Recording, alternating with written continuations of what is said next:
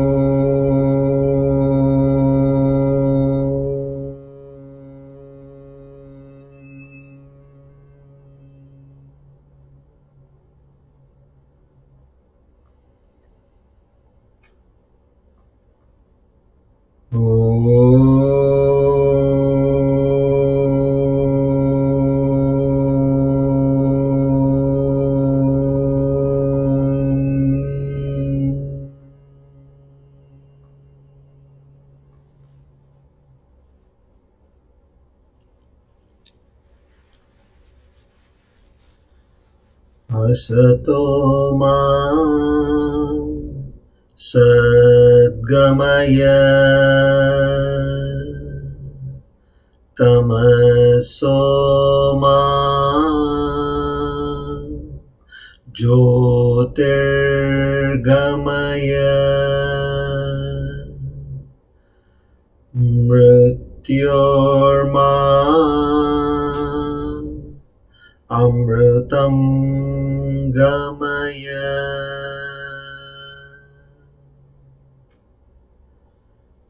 sahana vavatu sahanau bhunaktu sahaviryam karavavahai तेजस्विनावधीतमस्तु मा विद्विषावहै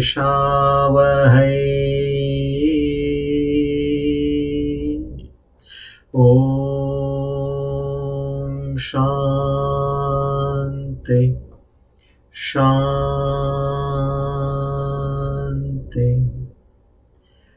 शान्तिः Hari Om Tat Shri Chinmaya Sadgurave Namaha.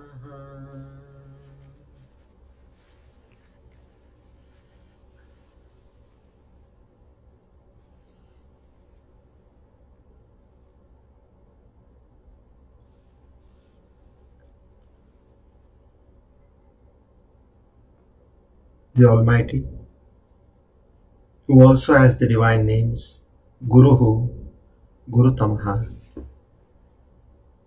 to such a omniscient, omnipresent, Almighty,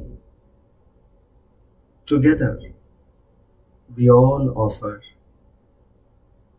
our sincere salutations and pranams with Shraddha, Bhakti, and filled with Prapatti,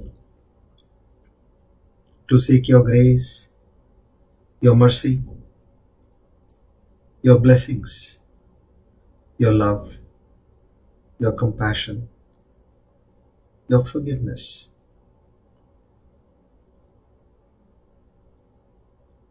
Please bless us with these divine qualities, Shraddha, Bhakti, Jnana, and Vairagya, only and only to understand Thy true nature. We beseech in you that at the end of our lives we reach Thy holy feet. Om Tat Sat. Today we are on our Divine Discourse number 266, the 15th of February 2022, Plavanama Samvatsar, Uttarayan, Hemanta Rutu, Magh Mas, Shukla Paksh, Chaturdashi, Pushyami Nakshatra, Saubhagya Yoga and Vanija Karane on this auspicious day of Tuesday and time of the evening. Shri Vishnu Preranaya Shri Vishnu Prityartham Naham Karta Hari Karta. We make a firm resolve in our mind that whatever is coming to me in our life, be it an incident, an occasion, a circumstance, a situation, through a person, place, or an object, all that is, O Lord, at your behest.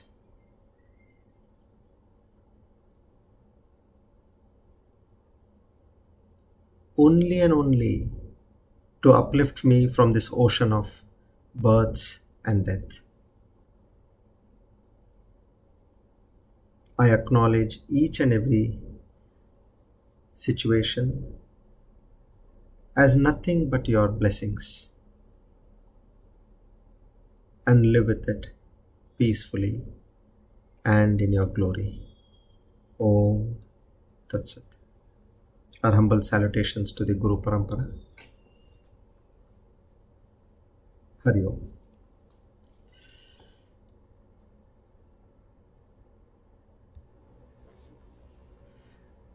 Good evening, a very warm welcome to all of you. So, now as you all are pretty well aware that we are in the climax situation of the 13th chapter,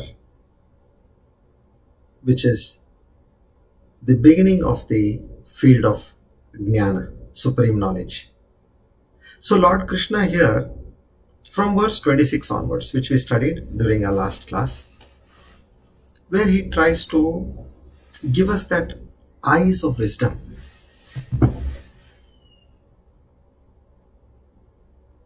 He answers all the 6 questions what Arjuna had posed, the 3 couple questions.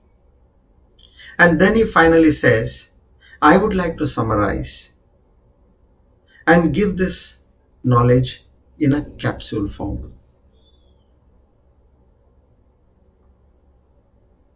Because Arjuna had asked questions, so it was his duty to answer. He did that. But then he said, I'll put it in my own words and tell you what you really need to understand. So in other words, we call it as Jnana Chakshu. He's giving us this eyes of wisdom. How to see the truth. How to see that supreme knowledge. So far we all are in ignorance. By default. Only the rare few, as I told you, they get an opportunity to listen to the words of Lord Krishna. Then if much better grace or higher grace, they will understand. If there is much higher grace, they will stay put, meaning they will not dissuade or sway away. Normally what happens, something or the other comes on and there is a possibility that we sway away with some situation, incident, occasion. We don't get time, we'll say, okay, I'll listen to it later on. And that way, you constantly being at it is the 3rd level of grace, Lord's grace. Now, what is the next level? The next level is that strong desire to be with it. You will not make compromises. You will say, I want this. After this comes everything else. And the 5th level would be, I'm putting in my own words of experience for you, the worldly experience. The 5th level would be where you start experiencing that knowledge. That is the highest level. Once we start experiencing whatever is told to us, understanding is the third level. So one should now, you can make out where you are and slowly uplift yourself. Keep going, keep going, keep going. You have to make an attempt only up to the fourth level. Fifth level is an automatic process. Like as when you fall asleep, you don't know. Only when you get up, you'll know, okay, I fell asleep. Maybe you'll say, I fell asleep in 2-3 minutes or in that 7 to 10 minutes time. You will say, okay, at some point I remember that from here on I fell asleep. In the same way, when you are constantly there, as a Tivra Mumukshu. Tivra is an extreme Mumukshu. Mumukshu is the person who has the desire to attain God, to attain liberation, salvation. But in that you have the highest intensity. Come what may, I have made up my mind that I am going to understand this truth. I am not going to leave this. That should be our commitment over here. Now, verse 26 to 34. So last time we did verse 26. So, and we did partially 27, but I'm going to take it up again so that we get a briefing of the verse 27 and then we go into much more details. So please remember, whatever be our age, don't ever think that I am young and I have enough of time. Let me try to understand it at my own convenience. This will be a very foolish thing because you don't know when would be our last breath. And for the ones who are already advanced, this is the Mukti Sadhana Sutra. I can call that in that way. You will be able to just grasp this essence of these 7 shlokas. And you have crossed over ignorance, you have crossed over Janma Mrityu. This is, I am not saying this, Lord Krishna says this. Not in one place, but he says this in several places. So pay your 100% attention and grasp the essence. See, here we are not testing our memory, or we are not testing our vocabulary or our oratory skills. No, we just want to get the essence and ensure that we are able to repeat it to ourselves again and again. As Swami Vivekananda, he says, repeat it to yourself that you are that true self. Repeat it day and night till it enters your very veins, till it tingles in every drop of your blood, and till it is in your flesh and bone. That is what we need to do over here. It is not just listening or understanding, keeping it to our mind, no. Take it deep inside. It should tingle in every drop of our blood that I am that true self. I am not what I have conceived myself to be as per my passport or as per my Aadhaar card. No, that is that false ignorant understanding of myself. My true understanding is now what I am going to get. Now what we'll be doing, personally, we have devised another method how to ensure that what we are going to learn remains with us. Now, after we complete the 34th verse, I'll be making a recording of each and every verse, the essence, what I'm saying, which will be in about 2-3 lines each shloka, or max 4 lines.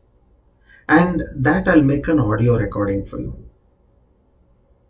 That audio recording, what I suggest is, you all should listen to this before going to bed and immediately on getting up in the morning.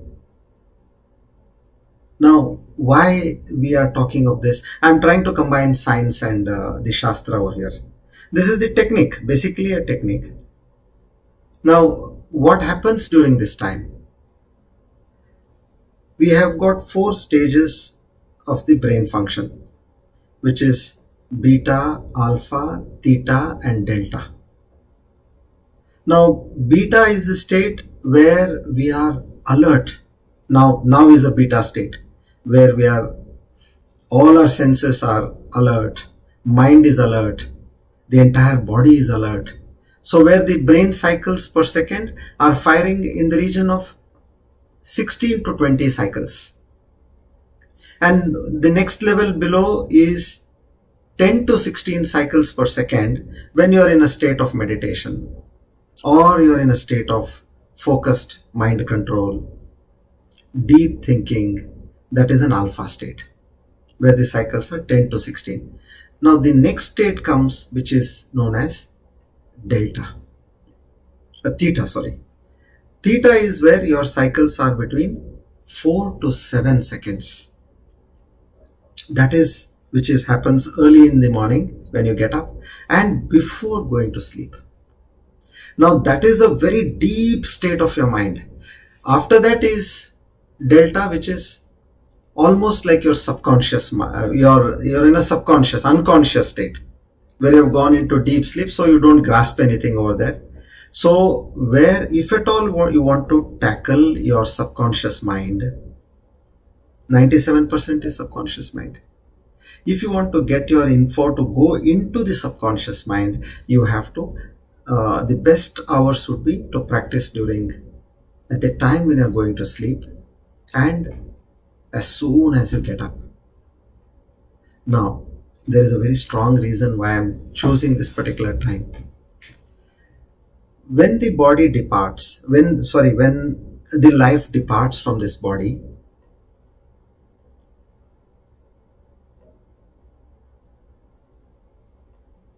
there is, you call it as packing. Packing in the sense, one after the other, the various parts of your body, they start packing. The first to pack are your senses. Amongst the senses, the grossest, if you apply your Tattva Bodha knowledge over here, which is the grossest amongst this subtlest? Akasha, Vayu, Agni, Apa, and Prithvi. So now, what is the sense organ for Akasha? Ear. Vayu, skin, which is touch. Because the air touches our body, so touch is the sense perception, sense organ. Then comes Agni. Agni gives you forms. It shows you different forms. Eyes, sight. Then, much more grosser than that is Apaha, water, which is taste. And the last one is earth, which has got smell. In other words, earth has got all the other 4 which are above it. Water has got all the above 3 which are above it. So in this way, when the senses start packing at the time of one's death, you will first see that your grossest, which is the earth element, smell, that goes away. Then the next to leave your body will be the taste. So they'll stop eating because they don't have taste. And at the same time, in the pranas also, one by one, the prana shakti are also pulling out. So the aspect of taste goes away. Then your eyesight goes away. Then your sense of touch goes away. Ears are one thing which go away the last. Now, after this goes away your mind. And which mind goes away? The conscious mind. And then finally leaves the subconscious mind. So now, as Lord Krishna says, whoever takes my name at the end, during their last breath, they attain that. Whatever you take, whatever you keep in your mind at that point of time, you attain that. So if you want to attain that Lord, if you want to get Him, now what is happening? Your body is in a turmoil. Your body, your prana, your senses, your mind, everything is in a turmoil. Now with this method, we are straight going to the subconscious mind. And the result of this will be continuously whatever is happening around. Maybe all the sense organs are packing up, but you will have the subconscious mind which is completely active till the end, and that will be giving you this information which you have fed for in much greater detail, with all that potency and strength you have embedded in your subconscious mind. So this is one of the greatest tricks which I can say, how to be with the Lord. So this supreme knowledge, we're not just saying Narayana or Rama or Krishna or Govinda. We're not taking his name. That is apart from that. We are taking that supreme knowledge which Narayana, Krishna, Rama, Govinda has given us. Imagine what will be the level of attainment if you are able to achieve this. So in that context, we are going to present you with an audio. No sooner we finish the 34th verse, and you can start that exercise. So for that, if that audio, as I told you, is in 3 or 4 sentences, if you have to understand meaning while that is being played, unless and until you know the meaning of the shloka, you will not be able to grasp the essence, because there we are giving the essence. So here you have to understand the meaning of each and every shlok in great detail and to the greatest extent. If you have any doubts, please check on those doubts and ensure that you are completely clear. Now with an open mind, with a blank mind, just grasp the meaning. And you will be ready for listening to the audio and embedding your subconscious mind with this great knowledge. Okay, I'll help you all out with the verse shloka number 27, and we move forward. Before that, 26. What does he say? He says, all that you see around you in existence, living, non-living, are nothing but due to the union of Kshetra and Kshetrajna.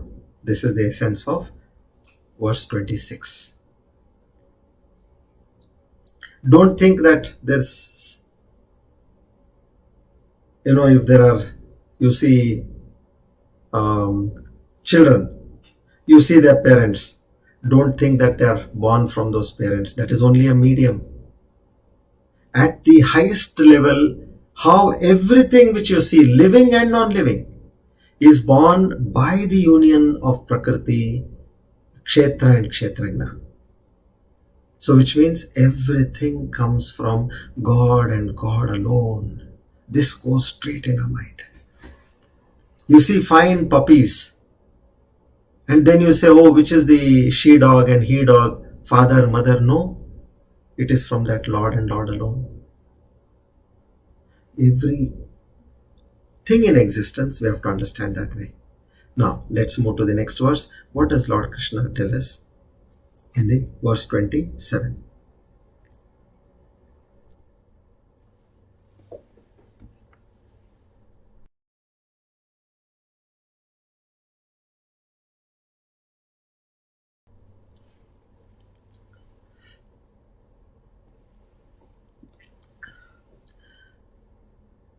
Samam sarveshu bhuteshu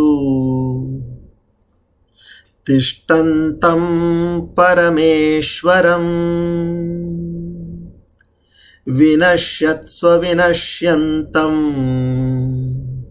Yah pashyati sapashyati. Now, yah pashyati sapashyati means in this way who sees really sees. Sees means with your eyes. In which way you see, then only it can be called as you have really seen. So here Lord Krishna tries to tell us, everybody is seeing the world, but everybody is truly not seeing the world. Then who is truly seeing the world? So there he gives us a clear-cut understanding. He says, those souls, divine souls, who truly see the world are who perceive that Paramatma accompanying the Atma in all the beings. It's not human beings, in all the beings. And who also understand that both this Atma and Paramatma are imperishable. And where these imperishable Atma and Anatma, Paramatma and Atma are situated, they are situated in the perishable body. So he clearly says, in this perishable body, which is one aspect. What you can see, we see our body. This is one aspect. Know that along with this body, you have got an Atma. And know that along with the Atma, you also have Paramatma. And understand that the Atma and Paramatma are imperishable, avinashi. And where they are situated? They are situated in the perishable body. That body which will die away one day. So these are the essential things. Now what happens is, when a body dies, when a person dies, so it is the death of the body also, right? So there what we do is, after the destruction of the body, we understand that now the body is gone, everything is gone. We think that the body is destroyed, meaning everything is finished now. But it is not so. After the destruction of the body, both the soul, Atma, and the super soul, meaning Paramatma, they still exist. And they go on eternally till the Atma gets moksha. That is what we are now all aiming at. And how will an Atma get moksha? When this true knowledge gets into our mind. Till then, it continuously goes on into various moving and unmoving forms. It gets into various souls of moving or unmoving forms. This is the essence what we need to understand over here. So now we go a little more in detail. Samam sarveshu bhuteshu tishtantam parameshwaram. Normally what is our understanding? I am different. He is different, she is different, this is different, that is different. We think that there is, when we say I am different, he, she is different, meaning I have a different I, and that person in front of me also has a different individuality. That is our common understanding. But here what Lord Krishna is trying to say is, the Atma in each and every person is fine, different, but that Paramatma, that KSHETRAJNA, the knower, the true knower, he is one and one alone. If there are crores and crores of beings, not that there are crores and crores of KSHETRAJNA. He says KSHETRAJNA is Ekaha. Rest all are Jivatmas. This is what we need to understand. Remember the first sentence what I said, you have body, you have Atma, and you have the Paramatma. And don't think that after the death of the body, Atma and Paramatma are not there. They are in the cycle. And this truth has been told in various ways. Ekam sat vipra bahuda vadanti. Lord Krishna himself has said in the Bhagavad Gita, in about 3 places. In chapter 10, verse 20, he says, Ahamatma guda kesha sarva bhutash shayashritaha ahamadischa madhyamcha bhutanamanta evacha. He says, O Arjuna, I am seated in the heart of all living entities. I am there in the middle, I am there in the beginning, I am there in the end. And in the same chapter, 23rd verse, Upadrashtanumanta cha bharta bhokta maheshwaraha paramatmeti chapyuktaha dehesmin purusha paraha. He says, in this body resides the Supreme Lord, who is Avinashi. And this body is destructible, Vinashi. And he says, I am the creator, I am the sustainer, I am the ultimate dissolver, I am the pure witness, I am the transcendental enjoyer, I am the controller. And he says, I am the Paramatma also. In chapter 18, verse 61, Ishvara sarva bhutanam hriddesherjuna tishtati brahmayan sarva bhutani yantra rudani mayaya. This is another opening he gives us. He says, this Supreme Lord, he dwells in the hearts of all living beings, O Arjuna. And according to their karma,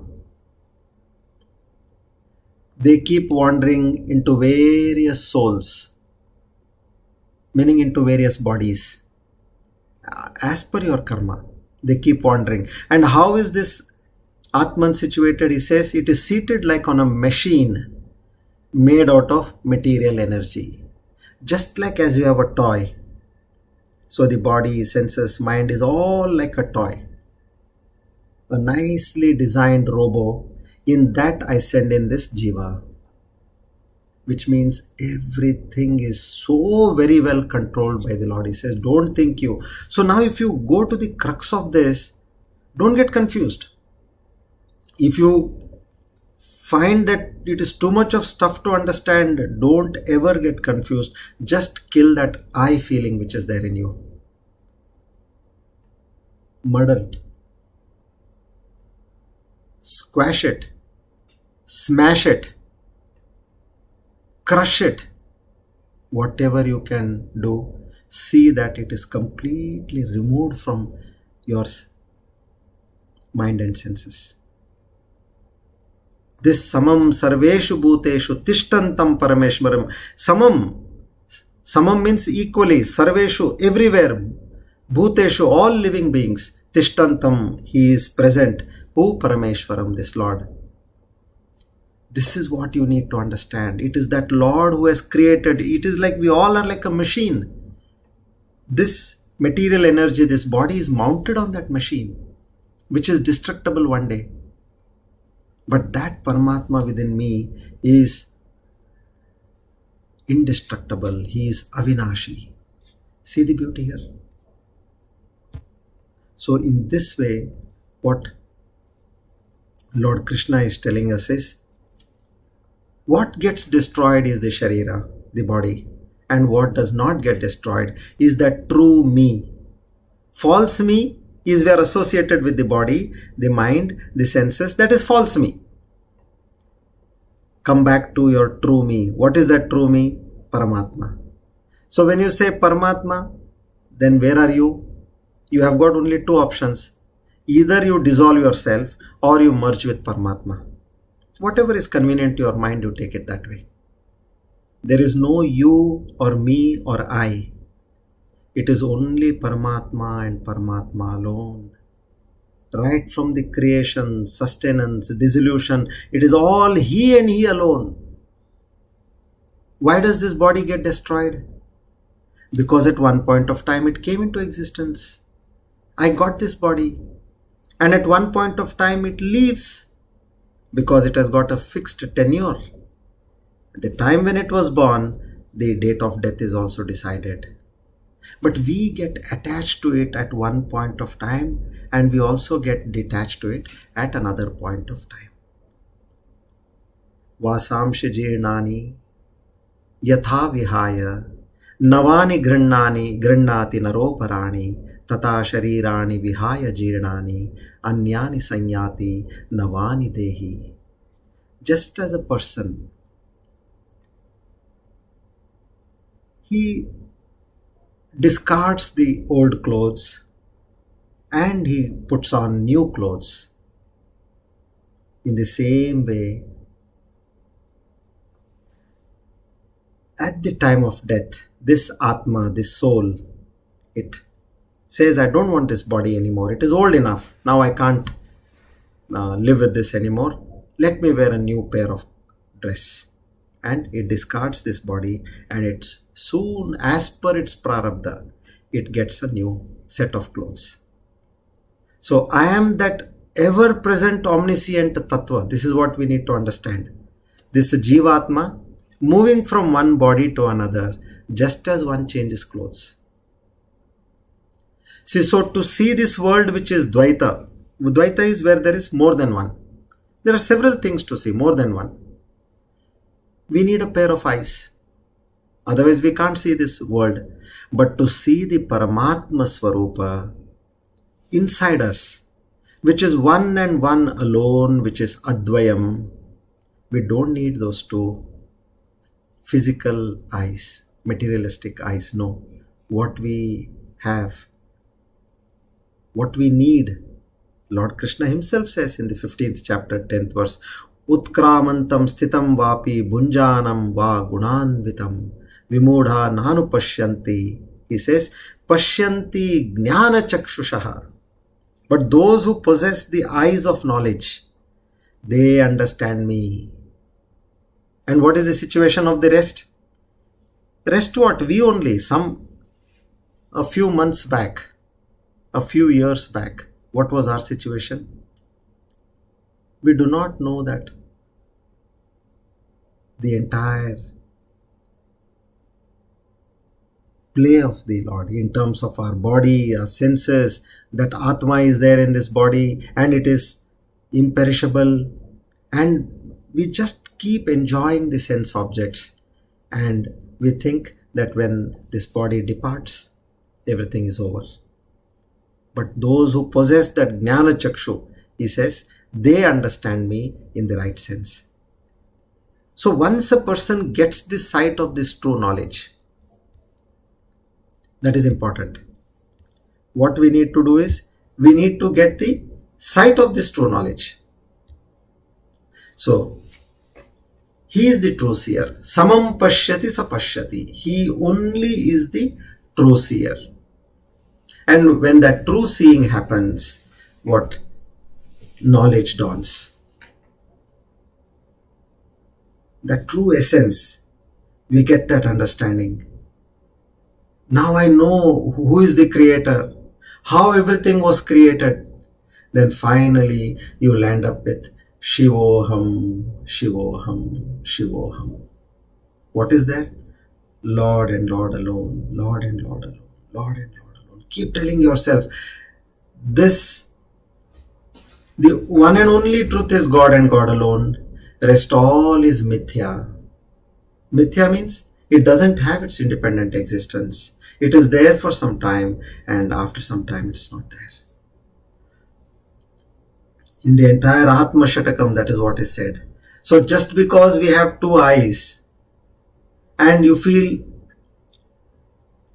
not that you're seeing things differently. Don't do that. That is what the Shastras, the Krishna says, is look at what is the truth. Bear in mind every moment that the Paramatma Tattva is there behind you. Don't only look at the external aspects. So there is one Paramatma. There is no Dvaita, there is no Traita, or there is any Vishishta Advaita, there is only one and one Paramatma, that is Advaita Ekaha. Adascha Narayanaha, Urdhvascha Narayanaha, Dishascha Narayanaha, Kalascha Narayanaha, Narayanaya Veti Rugum Sarvam. It is one and one only Narayana. A great philosopher, saint in Telugu, he says, Brahma Mokate, Parabrahma Mokate. See? Parabrahma, Okate. Okate means only one. God and God alone is there. Rest all is that is our wrong understanding of the situation. We have not understood things in the right perspective. So, the essence of this particular shloka 27, he is the true seer or the real seer. Rest are all seeing, but they're actually not seeing the right thing. The one who sees rightly, or who is the true seer, is who sees that accompanying every Atma, there is Paramatma in every body. Atma and Paramatma are Avinashi, indestructible, and the body is Vinashi, destructible. Simple, nothing more. So in the first 26, as he begins this Jnana Chakshu, he says, creation of every being, non-being, is by the union of Kshetra and Kshetrajna. He says, meaning I myself have created everything. And here he says, see this Paramatma in each and every being. That's all. The essence of this whole verse. Now, keep telling yourself now what we have understood. So that will help you in terms of now grasping when we give the audio. Of course, in audio, you listen to it more than 10, 20, 30, 40 times, it becomes embedded. But to get, since it is, I told you, it's the final essence form, so you should know what is behind the essence. That's all. Okay, now we move to verse 28. I'll help you with the verse. See, if you see Pashyanti, Pashyanti means see. Now here again the word Pashyani comes, meaning see again. Samam Pashyanni Sarvatra Samavasthitam Ishwaram Nahinasthyatmanam Atmanam Tato Yati Parangatim.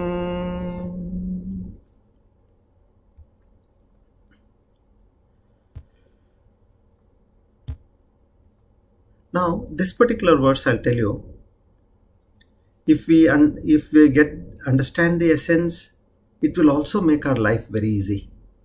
In fact, it gives you that great technique how to live life without distortions, agitations, conflicts, fights. Now let's understand how this is said. Now what Lord says is, those who see, again, Pashyanti, Pashyani. He says, those who see that the Supreme Soul, Paramatma, is equally present everywhere in all living beings. Now he says, they do not degrade themselves through their minds. And this is the result of when you see it in the right way. He's already claimed over here. He says, those who have seen in this way, they reach the supreme destination, or which means they reach me, the Paramatma. This is basically trying to tell us that you see that this Paramatma is equally present in all the living beings. Then only you are not degrading your mind, or you are not in ignorance. why is this word separately said? He will not degrade his mind. Now here he's trying to give us a word of caution. He says, see, mind is made out of material, which is by Maya. Body is made of material, which is again created by Maya. The world is also made of material pleasures, which is created by Maya. So naturally the affliction between these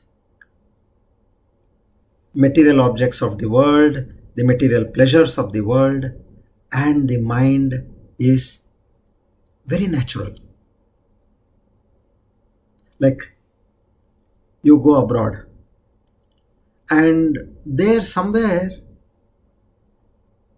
you listen to somebody talking in Hindi or your mother tongue. You feel so happy, you get attracted, you go there and you also start talking in their language. And in that few seconds, you start from where are you and what, this, that, and you spend the entire journey with them. Now, how did this happen? Because you have a common connect. And what was that? That was your homeland, your mother tongue. So here, all these material pleasures in the world, your mind, all this is created by Maya. So they come from that common homeland.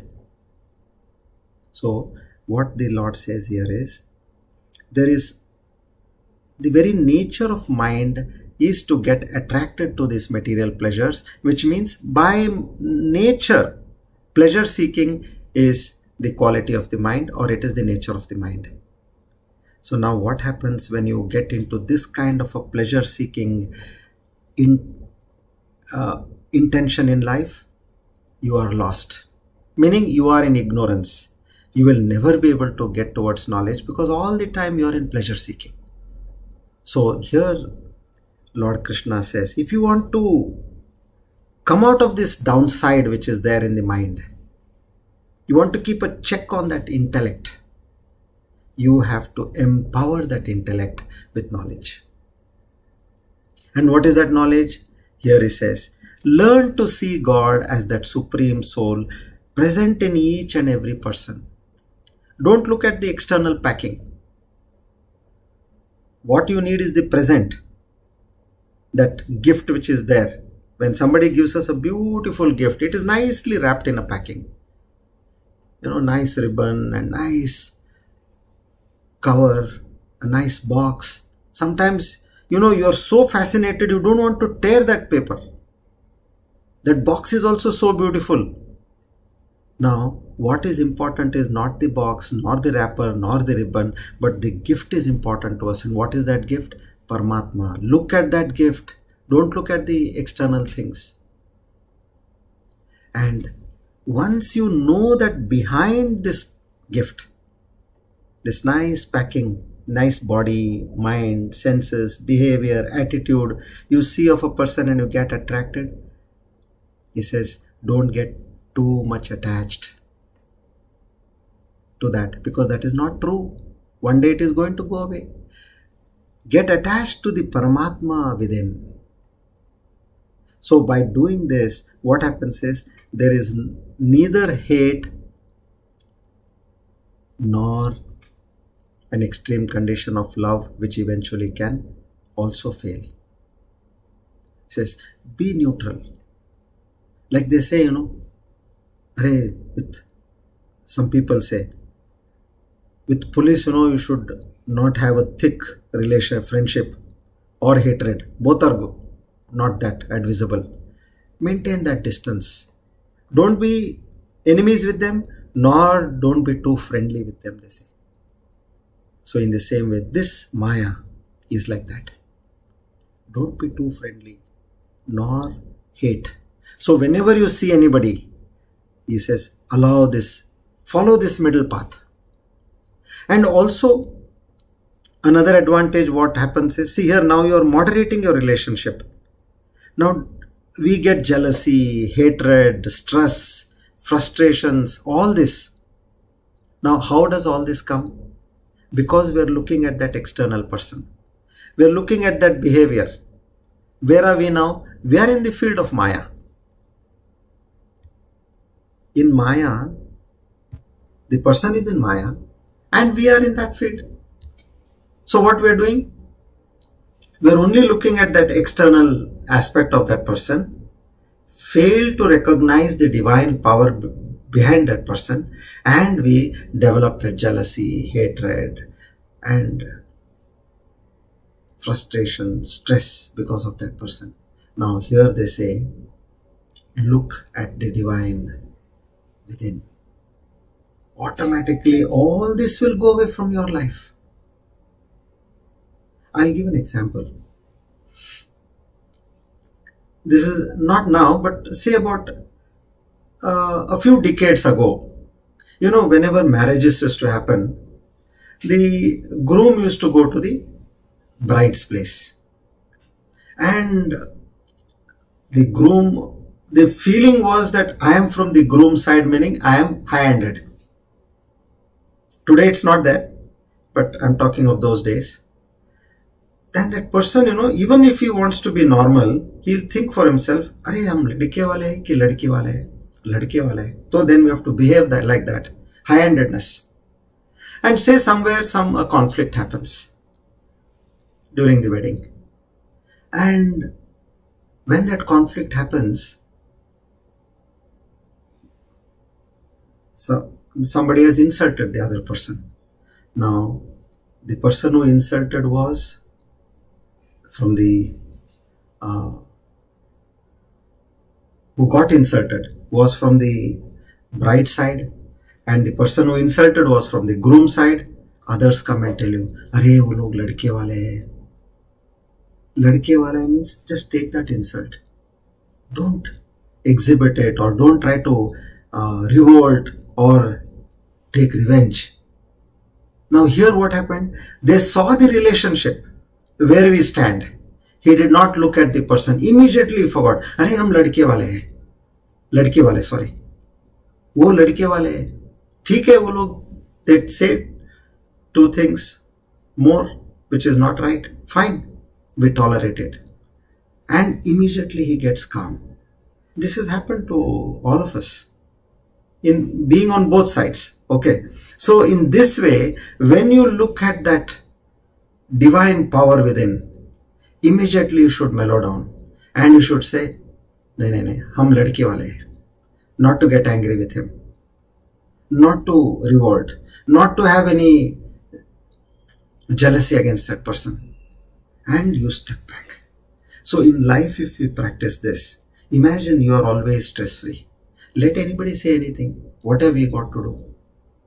In whatever way you have to handle them, you handle, that's all. Practically you handle, but don't take it to your heart.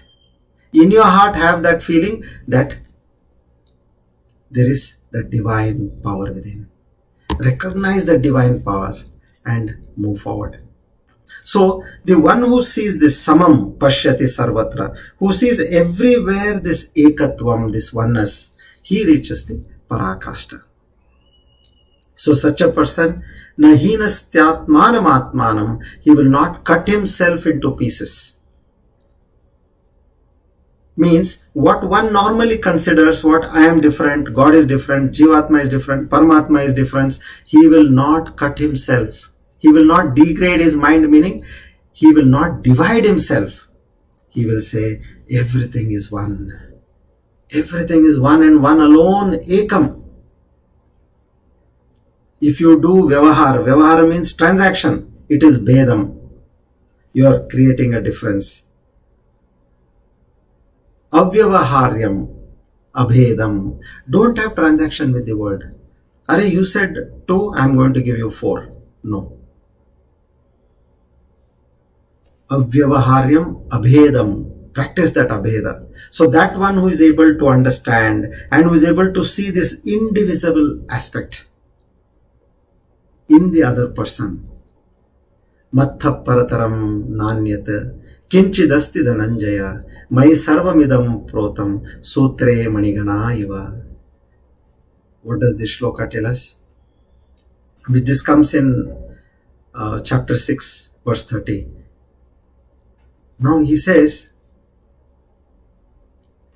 that all the living beings are like beads which are embedded in a thread, and I am the thread. Everybody is in me. Mai sarvamidam protam. I am everything. All the living beings are just like those beads which are on me. All this is me. I am the Brahman. I am the Paramatma. I am this Supreme. I am the Prapancha. I am the Padartha, material. I am the Jada. I am the Chetana. See? All this is me.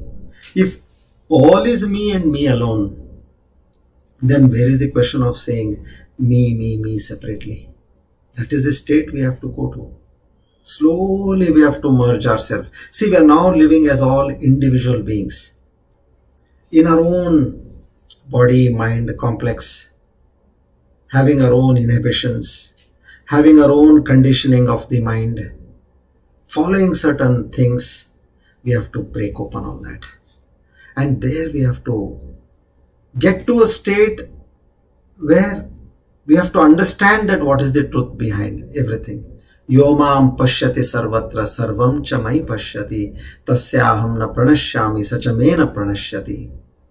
Now here again Lord says, those who see me everywhere, sarvatra, in everything, he openly makes a declaration here, I am neither lost to them nor they are lost to me.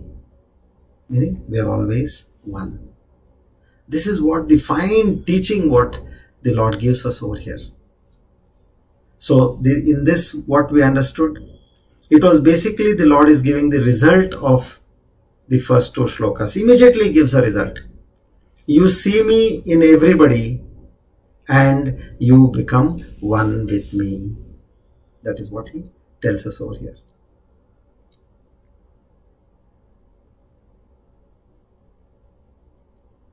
So now start grasping this very simple things, what we have discussed. Everything is Lord and Lord alone. See the Lord along with your body which is destructible. You have the Atma accompanied by Paramatma. Atma and Paramatma are both indestructible, avinashi, and the body is vinashi, destructible.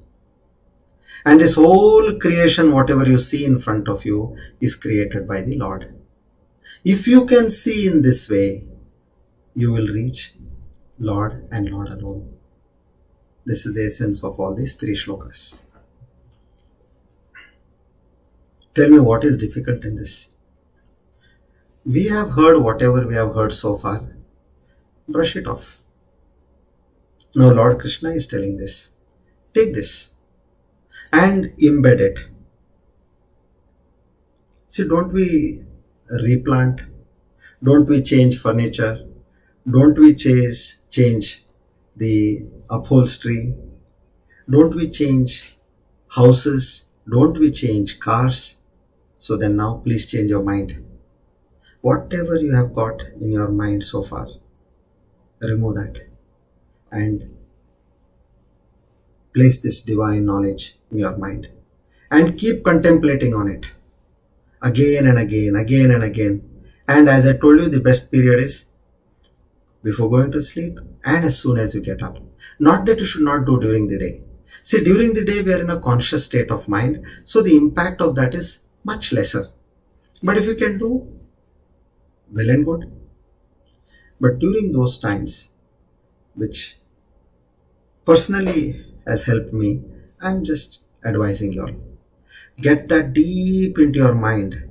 So during the last moments of your life, during those last few breaths, only that will be emerging with all brightness. All your senses are given away. Even your ears, eyes, tongue, skin, nose, everything have gone. Your mind, your conscious mind, somebody is telling you something. Nothing is getting into your head. Because your conscious mind has gone. Your subconscious mind is reveling in this true knowledge. And you have attained what you want to attain. You will attain what you want to attain. This is what Lord Krishna promises. You only need to follow. You might have gone to the best doctors, got the best diagnosis, and finally got the best line of treatment. But eventually, if you don't follow the line of treatment, nothing can help you. In the same way, when Lord Krishna has given us this, what we just need is to follow. How easy it is. You take the pill. They have said take one in the morning, one in the afternoon, one in the night. How many? One pill at a time. Take one and pop it. That's all. What we need to do. Rest all the doctor has done. So now, in such a way it has come as a capsule form. Keep this knowledge hammering on your head. And let's all achieve what we want to achieve in our lives.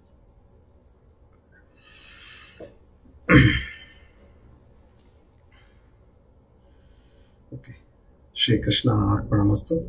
So now we move to the next segment. Shri Vishnu Sahasranama. Divine meaning. Okay.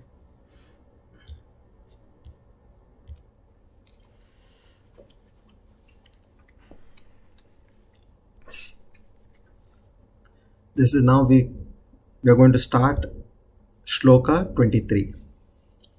Gurur Gurutamo Dhama Satya Satya Parakramah Nimisho Nimishas Shragvi Vachaspatirodharati.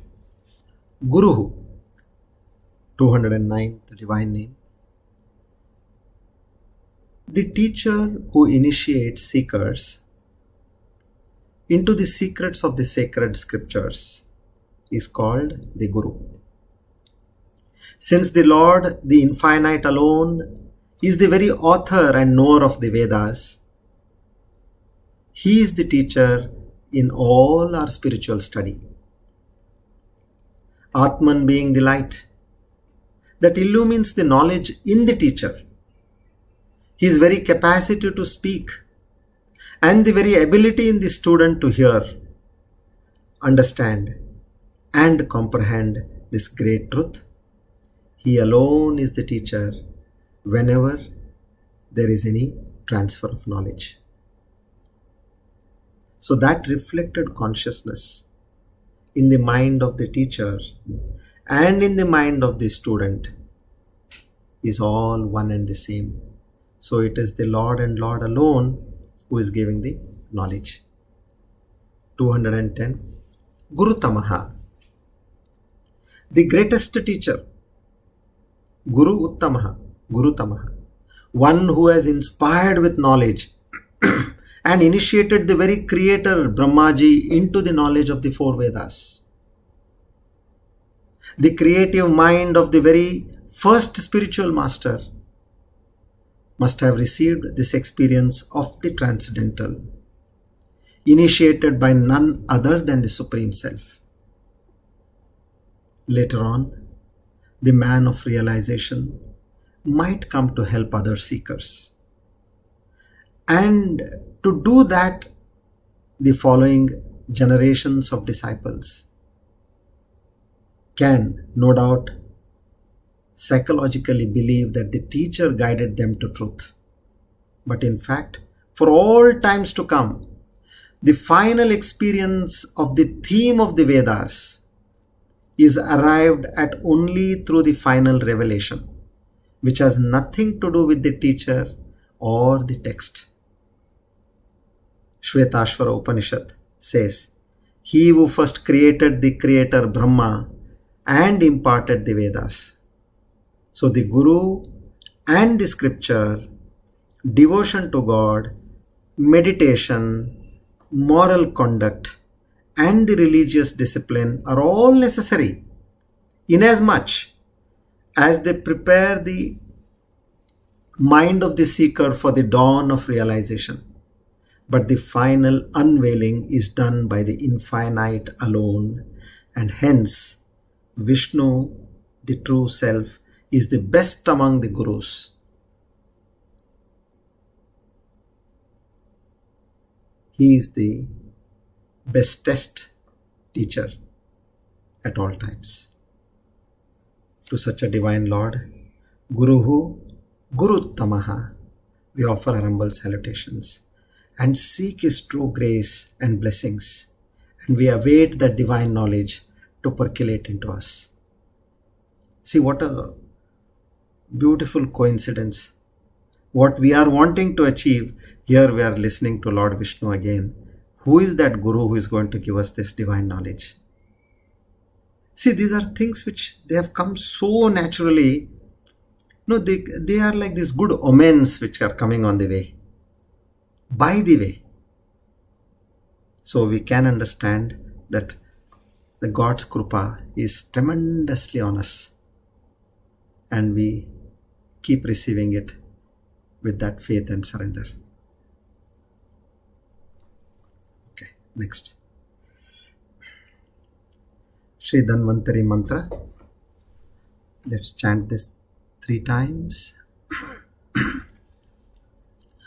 Om Namo Bhagavate Mahasudarshanaaya Vasudevaya Dhanvantaraye Amrutakalashahastaya Sarvabhaya Vinashaya Sarvaroga Nivaranaya Trailokyapataye Trailokyanidhaye Shri Mahavishnu Swarupa Shri Dhanvantari Swarupa Shri Aushadha Chakra Narayanaya Swaha. Om Namo Bhagavate Mahasudarshanaaya Vasudevaya Dhanvantaraye Amrutakalashahastaya Sarvabhaya Vinashaya Sarvaroga Nivaranaya Trailokyapataye Trailokyanidhaye Shri Mahavishnu Swarupa Shri Dhanvantari Swarupa Shri Aushadha Chakra Narayanaya Swaha. Om Namo Bhagavate Mahasudarshanaaya Vasudevaya Dhanvantaraye Amrutakalashahastaya Sarvabhaya Vinashaya Sarvaroga Nivaranaya Trailokyapataye Trailokyanidhaye Shri Mahavishnu Swarupa Shri Dhanvantari Swarupa Shri Aushadha Chakra Narayanaya Swaha.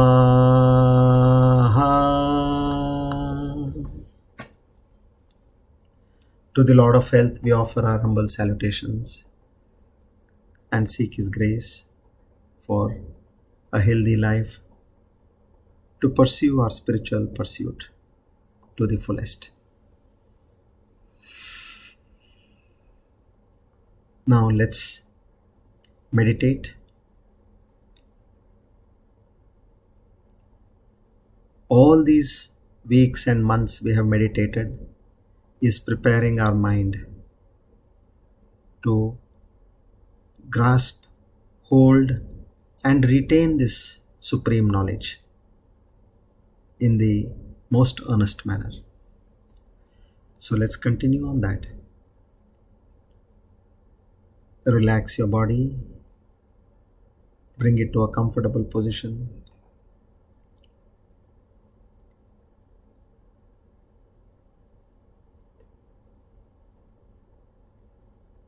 If you want to get up and sit down again, please do that.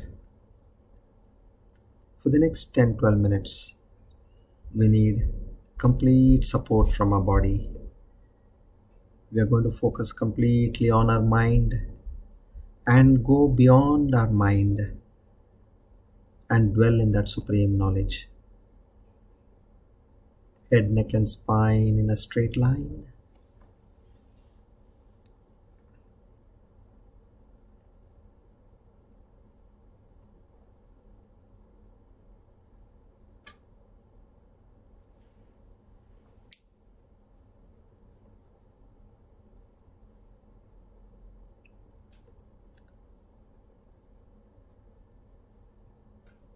Let's take a few deep breaths.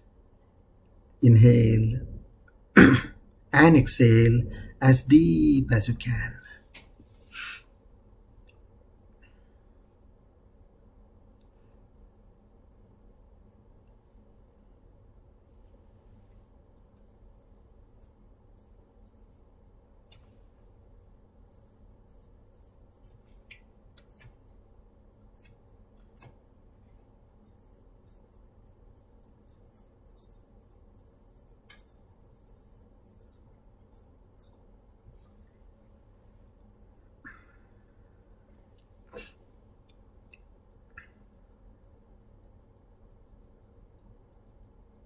Now at the first level, Antarika Drishanavit Savikalpa Samadhi. We are going to observe as a witness all the thoughts that cross our mind without being judgmental. Allow the thoughts to move on and eventually come to a stage where there are no thoughts.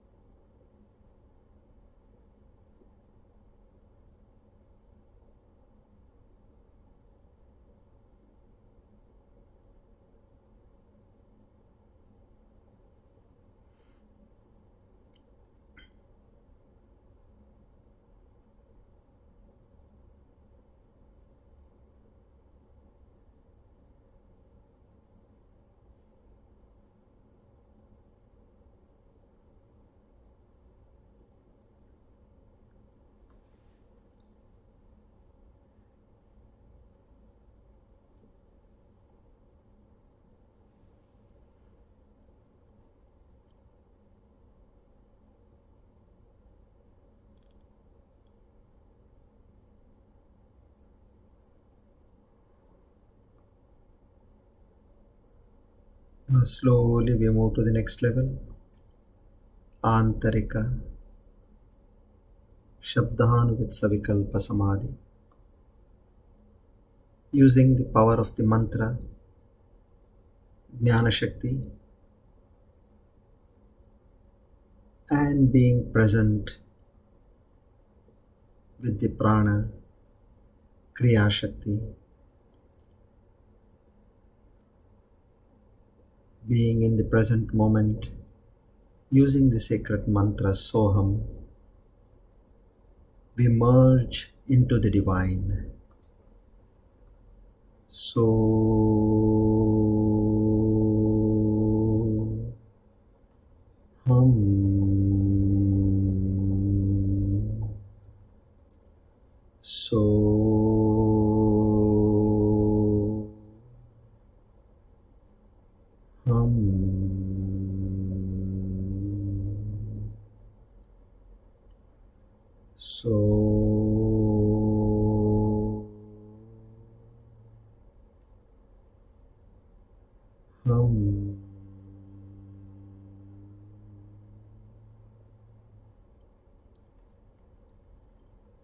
Keep repeating this mantra in your mind.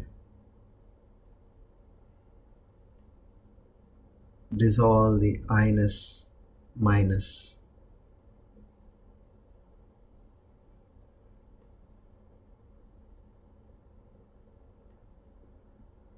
Become fully aware of the Chetana Shakti within you, that awareness within you.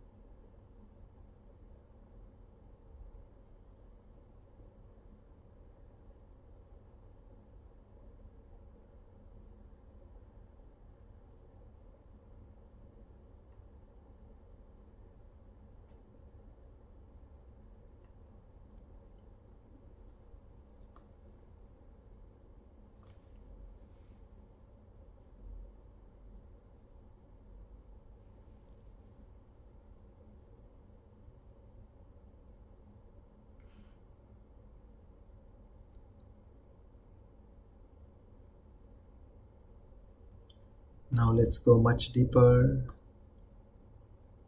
Antarika Nirvikalpa Samadhi. Even the thought of being aware of the awareness dissolves at this stage.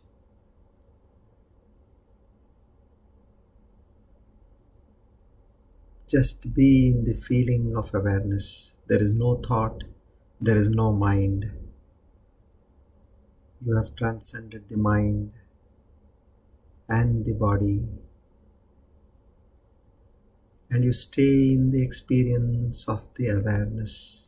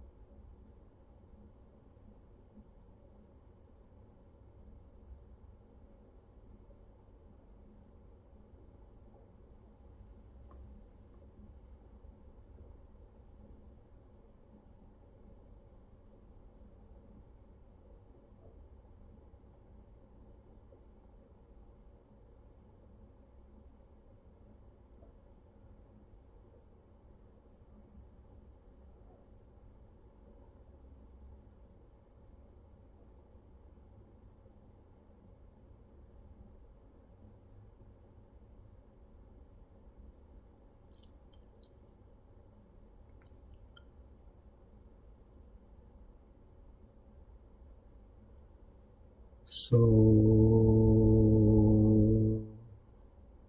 hum. So,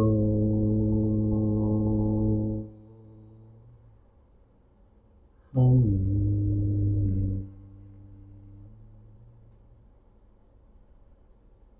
So,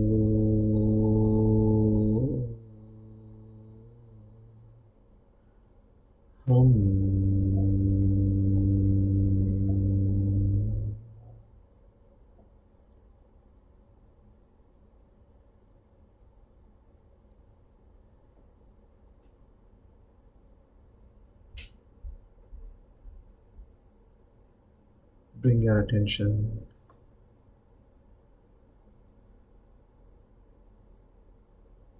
to the tip of your nostrils. Feel the breath going in and out.